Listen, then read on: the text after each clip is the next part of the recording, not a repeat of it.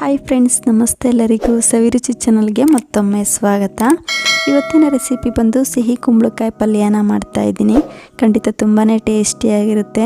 ಇದು ಚಪಾತಿ, ದೋಸೆ, ಪರೋಟ, ಪೂರಿ, ರೈಸ್ ಎಲ್ಲದಕ್ಕೂ ತುಂಬಾ ಚೆನ್ನಾಗಿರುತ್ತೆ ಫ್ರೆಂಡ್ಸ್. ಖಂಡಿತ ಒಂದ್ಸಲ ಟ್ರೈ ಮಾಡಿ ನೋಡಿ. ಹಾಗೆ ಸವಿರುಚಿ ಚಾನಲ್ನ ಸಬ್ಸ್ಕ್ರೈಬ್ ಮಾಡದೆ ನೋಡ್ತಿದ್ರೆ ದಯವಿಟ್ಟು ಸಬ್ಸ್ಕ್ರೈಬ್ ಮಾಡ್ಕೊಂಡು ಕೂಡ ನೋಡಿ. ಪಕ್ಕದಲ್ಲಿರುವಂಥ ಬೆಲ್ ಬಟನ್ನ ಕೂಡ ಕ್ಲಿಕ್ ಮಾಡಿ. ಈಗ ಬನ್ನಿ, ತುಂಬಾ ಸುಲಭವಾಗಿ ತುಂಬ ಟೇಸ್ಟಿಯಾಗಿ ಈ ಸಿಹಿ ಕುಂಬಳಕಾಯಿ ಪಲ್ಯನ ಯಾವ ರೀತಿ ಮಾಡ್ಕೊಳ್ಳೋದಂತ ನೋಡ್ಕೊಳ್ಳೋಣ.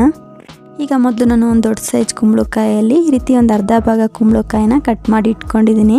ಇದು ಸುಮಾರು 1 kg ಆಗೋಷ್ಟು ಸಿಹಿ ಕುಂಬಳಕಾಯಿನ ತೊಗೊಂಡಿದ್ದೀನಿ. ಈಗ ಕುಂಬಳಕಾಯಲ್ಲಿರುವ ಈ ರೀತಿ ಸಿಪ್ಪೆನೆಲ್ಲ ತೆಗೆದು ನಾವು ಚಿಕ್ಕ ಚಿಕ್ಕ ಪೀಸಾಗಿ ಕಟ್ ಮಾಡಿ ಇಟ್ಕೊಳ್ಬೇಕಾಗುತ್ತೆ.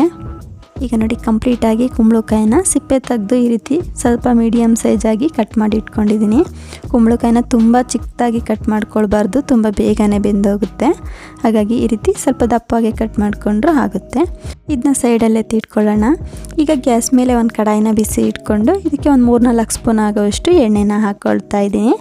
ಎಣ್ಣೆ ಸ್ವಲ್ಪ ಬಿಸಿಯಾದ ನಂತರ ಒಂದು ಅರ್ಧ ಸ್ಪೂನ್ ಆಗೋಷ್ಟು ಸಾಸಿವೆ ಕಾಳನ್ನ ಹಾಕ್ಕೊಳ್ತಾ ಇದ್ದೀನಿ.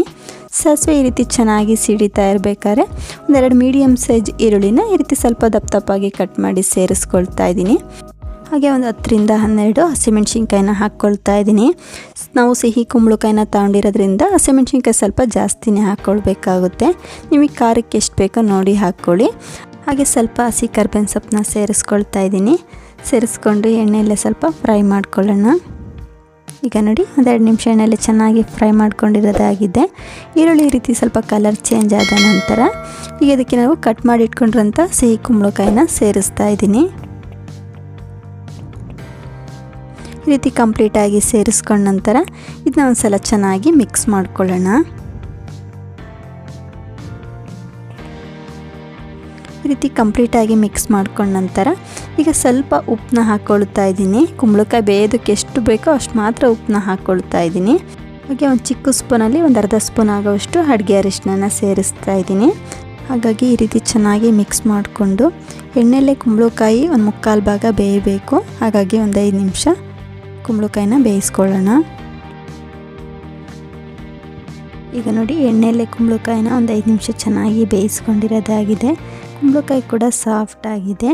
ಈ ರೀತಿ ಕುಂಬಳಕಾಯಿನ ಎಣ್ಣೆಯಲ್ಲಿ ಚೆನ್ನಾಗಿ ಫ್ರೈ ಮಾಡ್ಕೊಂಡ ನಂತರ ಇದಕ್ಕೆ ಸ್ವಲ್ಪ ಹಸಿ ತೆಂಗಿನಕಾಯಿನ ಹಾಕ್ಕೊಳ್ತಾ ಇದ್ದೀನಿ. ನಾವು ಈ ಸಿಹಿ ಕುಂಬಳಕಾಯಿ ಪಲ್ಯಕ್ಕೆ ತೆಂಗಿನಕಾಯಿನ ಸ್ವಲ್ಪ ಜಾಸ್ತಿ ಹಾಕ್ಕೊಂಡ್ರೆ ಟೇಸ್ಟ್ ಚೆನ್ನಾಗಿರುತ್ತೆ. ಹಾಗಾಗಿ ನಾವು ಹಸಿ ತೆಂಗಿನಕಾಯಿನ ಹಾಕಿರೋದ್ರಿಂದ ಎಣ್ಣೆಯಲ್ಲೇ ಈ ರೀತಿ 1-2 ನಿಮಿಷ ಚೆನ್ನಾಗಿ ಫ್ರೈ ಮಾಡ್ಕೊಳ್ಳೋಣ. ಈ ರೀತಿ ತೆಂಗಿನಕಾಯಿನ ಸ್ವಲ್ಪ ಫ್ರೈ ಮಾಡ್ಕೊಂಡ ನಂತರ ಈಗ ರುಚಿಗೆ ತಕ್ಕಷ್ಟು ಉಪ್ಪನ್ನ ಹಾಕ್ಕೊಳ್ತಾ ಇದ್ದೀನಿ. ನಾವು ಆವಾಗಲೇ ಕುಂಬಳಕಾಯಿನ ಬೇಯಿಸ್ಕೊಳ್ಳುವಾಗ ಸ್ವಲ್ಪ ಉಪ್ಪನ್ನ ಹಾಕ್ಕೊಂಡಿರ್ತೀವಿ ಅಲ್ವಾ. ಈಗ ನೋಡಿ, ಸ್ವಲ್ಪ ಉಪ್ಪನ್ನ ಸೇರಿಸ್ಕೊಂಡು ಹಾಗೆ ಸ್ವಲ್ಪ ನೀರನ್ನ ಸೇರಿಸ್ಕೊಂಡು ಒಂದು ಚಿಕ್ಕ ಸ್ಪೂನಲ್ಲಿ ಒಂದು ಅರ್ಧ ಸ್ಪೂನ್ ಆಗೋಷ್ಟು ಗರಂ ಮಸಾಲ ಪೌಡ್ರನ್ನ ಹಾಕ್ಕೊಳ್ತಾ ಇದ್ದೀನಿ. ಹಾಗೆ ಇದನ್ನ ಒಂದು ಸಲ ಚೆನ್ನಾಗಿ ಮಿಕ್ಸ್ ಮಾಡಿಕೊಂಡು 1 ನಿಮಿಷ ಕುಂಬಳಕಾಯಿನ ಬೇಯಿಸ್ಕೊಳ್ಳೋಣ. ಈಗ ನೋಡಿ, 1 ನಿಮಿಷ ಚೆನ್ನಾಗಿ ಫ್ರೈ ಮಾಡ್ಕೊಂಡಿರೋದಾಗಿದೆ. ಕುಂಬಳಕಾಯಿ ಕೂಡ ಚೆನ್ನಾಗಿ ಬೆಂದಿದೆ. ನಾವು ಕುಂಬಳಕಾಯಿನ ತುಂಬ ಫ್ರೈ ಮಾಡ್ಕೊಳ್ಬಾರ್ದು, ತುಂಬ ಜಾಸ್ತಿ ಬೆಂದೋದ್ರೂ ಚೆನ್ನಾಗಿರಲ್ಲ. ಈ ರೀತಿ ತಿನ್ನುವಾಗ ಅಲ್ಲಲ್ಲೇ ಕುಂಬಳಕಾಯಿ ಸಿಗ್ತಾ ಇರಬೇಕು. ಈಗ ಕೊನೆಯದಾಗಿ ಸ್ವಲ್ಪ ಕೊತ್ತಂಬರಿ ಸೊಪ್ಪನ್ನ ಕಟ್ ಮಾಡಿ ಸೇರಿಸ್ಕೊಂಡ್ರೆ ತುಂಬಾ ಸೂಪರ್ ಆದಂಥ ಸಿಹಿ ಕುಂಬಳಕಾಯಿ ಪಲ್ಯ ರೆಡಿನೇ ಆಗೋಗ್ಬಿಡುತ್ತೆ. ಖಂಡಿತ ಇದು ಚಪಾತಿ, ಪೂರಿ, ಪರೋಟ, ರೈಸ್, ರೊಟ್ಟಿ ಎಲ್ಲದಕ್ಕೂ ತುಂಬಾ ಚೆನ್ನಾಗಿರುತ್ತೆ ಫ್ರೆಂಡ್ಸ್. ಖಂಡಿತ ಒಂದ್ಸಲ ಟ್ರೈ ಮಾಡಿ ನೋಡಿ. ರೆಡಿಯಾಗಿರುವಂಥ ಪಲ್ಯನ ನಾನು ಅಕ್ಕಿ ರೊಟ್ಟಿ ಜೊತೆ ಸರ್ವ್ ಮಾಡಿ ತೋರಿಸ್ತಾ ಇದ್ದೀನಿ. ಖಂಡಿತ ತುಂಬಾ ಚೆನ್ನಾಗಿರುತ್ತೆ. ಒಂದ್ಸಲ ಟ್ರೈ ಮಾಡಿ ನೋಡಿ. ನಿಮಗೆ ಈ ಸಿಹಿ ಕುಂಬಳಕಾಯಿ ಪಲ್ಯ ರೆಸಿಪಿ ಇಷ್ಟ ಆಯಿತು ಅಂದ್ಕೊಳ್ತೀನಿ ಫ್ರೆಂಡ್ಸ್. ಇಷ್ಟ ಆದರೆ ಈ ವಿಡಿಯೋಗೊಂದು ಲೈಕ್ ಮಾಡಿ ಹಾಗೂ ಫ್ರೆಂಡ್ಸ್ ಫ್ಯಾಮಿಲಿಗೆ ಶೇರ್ ಮಾಡಿ. ಹಾಗೂ ಇನ್ನಷ್ಟು ಈಸಿ ರೆಸಿಪಿಗಾಗಿ ಸವಿರುಚಿ ಚಾನಲ್ನ ಸಬ್ಸ್ಕ್ರೈಬ್ ಮಾಡ್ಕೊಂಡು ಕೂಡ ನೋಡಿ. ಪಕ್ಕದಲ್ಲಿರುವಂಥ ಬೆಲ್ ಬಟನ್ನ ಕ್ಲಿಕ್ ಮಾಡಿ. Thank you.